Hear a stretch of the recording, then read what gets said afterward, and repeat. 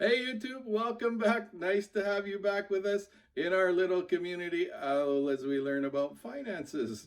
And what are we talking about today? What is a bank? Ooh, that nasty word, the bank.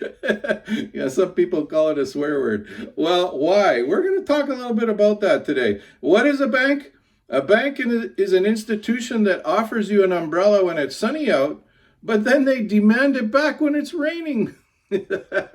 Right when you need them the most, they take away what they can do for you. And that's the problem. So, what I want to talk to you a little bit about today is how do banks work?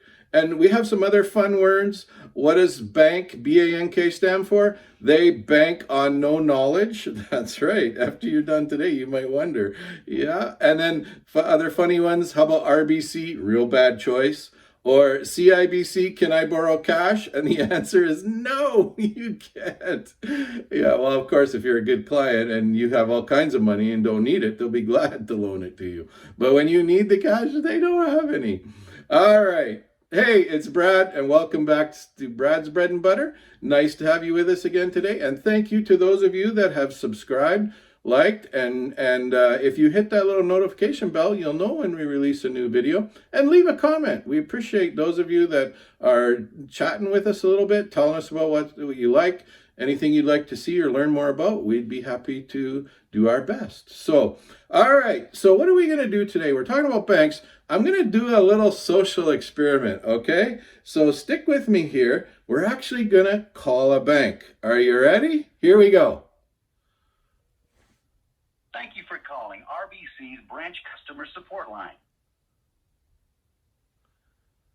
We continue to experience a high number of client calls, and your wait time may be longer than usual. Did you know that you can schedule a video, phone, or in-person appointment through our online booking tool? Visit rbc.com/appointment to learn more. We encourage you to continue using RBC Online and mobile banking to manage your everyday banking. It's safe, reliable, and available 24/7. If you prefer to visit a branch, we are open with recommended safety measures in place. We require all employees to wear a mask and recommend the same for our clients, even in jurisdictions where they may not be mandated. Each branch has their own guidelines for capacity, and despite our best efforts, there may be times when you'll need to wait outside before entering. Please be patient and ensure you dress appropriately for the weather. For open locations and branch hours, please visit rbc.com/branch.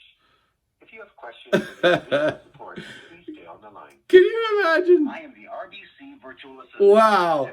And guess what? They've been experiencing a high call volume for more than 5 years.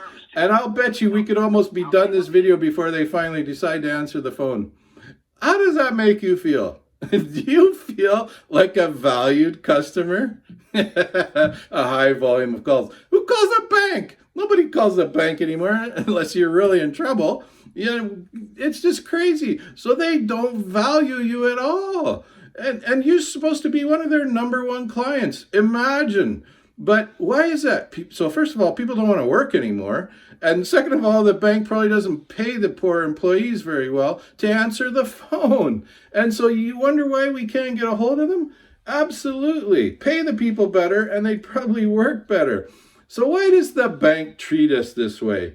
Because they know they can and they get away with it year after year. So you have to deposit your salary in there. Can you imagine your employer showing up to work and say, oh, we're going to give you cash today?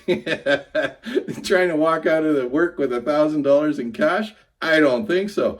And then you got to pay your bills, so your MasterCard, your water bill, your taxes. Imagine trying to call up Revenue Canada and say, hey, I want to bring you in cash. They won't do it. The banks know they have you and you have to have them. And they charge you fees for everything you do. A fee to do this, a fee to do that. And they only give you little interest rates back. So they know they have you. That's why they treat you the way they do. And that's why we have a saying, don't stay where you're tolerated, go where you are celebrated. And we're going to talk about that in a minute. All right, so just a little bit more on how does the bank work? Well, imagine you do get paid this week, and and I'm going to say $1,000. Imagine you get paid this week $1,000. Did you know that by law, the bank can loan that $1,000 out to 8 people? It's called Fractional Reserve. And what that means is if you put $1,000 in the bank, they have to take $100 and put that aside.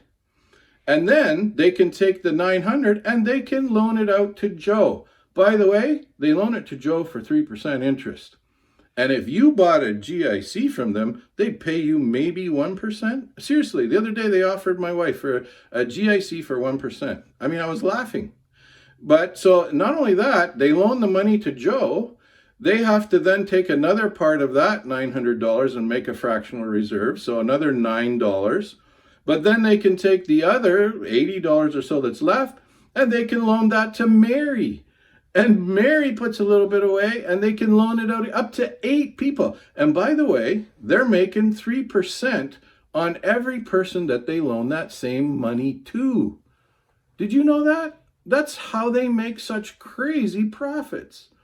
And by the way, they don't want to loan it back to you. And if you want a mortgage, they're going to charge you a huge percent, right? I know mortgages are down a little bit, but some people are paying 5 and 6% for their mortgages.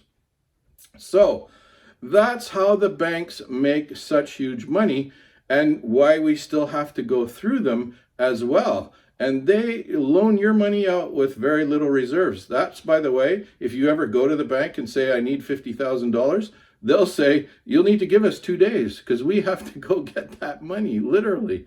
So, yeah, try walking in and asking for $50,000 someday. They just can't give it to you overnight. All right. So that's why we have been slowly trying to learn a little bit about what? Bitcoin and crypto. Yes, we want you to learn how blockchain works and how it's decentralized, so we don't have to go through the banks anymore. And then we'll be able to disappear from the banks and we'll be able to say, sorry, I don't want your low interest rates and I want my money to work for me. All right, so the banks treat you like that because they know they have you. And if you don't want to be subject to them, if you don't learn, you're going to be subject to them for the rest of your life, okay? So that's what we're trying to do here is to help it. I understand what banks are doing to us, and then we can, when you're educated, then we can make a change. All right, so where do we go from here? Well, it's not a bad idea to put your money in the bank if you don't have to buy their products, right? But what about if we bought the stock of the bank and we owned the bank, right?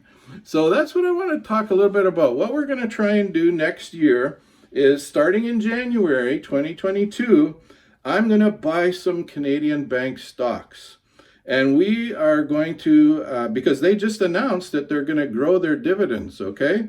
So when you buy a stock with a dividend, not only does the stock grow, but you get the dividend as well. So it's like a double whammy. All right, so let's just take a quick review here about where the banks are right now, and you'll see what I mean. So how about TD.TO, Toronto Dominion Bank? Their stock is at $94.90, and they're paid a dividend of 3.75%. BMO.TO, Bank of Montreal, $138.25 with a dividend yield of 3.85%. RY.TO, Royal Bank, $130.32 with a dividend yield of 3.68%. BNS.TO, Bank of Nova Scotia, $85.46 with a dividend yield of 4.68. CM.TO, CIBC, $142.03 with a dividend yield of 4.53%. And last but not least, National Bank, NA.TO, $98.01 in their stock with a dividend yield of 3.55%. So the banks are paying good because they're making a lot of money. So that's why we need to own the bank rather than be at the bank's mercy, okay? So in January, we're going to try and show you another video about how to do that and why we're doing it. And spoiler alert, how about a bank ETF? Do you know what an ETF is? an exchange traded fund, so you can own a port, like a bunch of banks all in one fund. So spoiler alert, if you tune in again, we'll show you a little bit about what we're doing with that too. So that's what we're up to today. Just a little more education on banks and why we are suspicious of them. But don't be too upset. You can own them, and then you actually make the money yourself. All right? So thanks, YouTube. Keep it in the green. Appreciate you being with us today. Have a great day, and we'll see you again soon.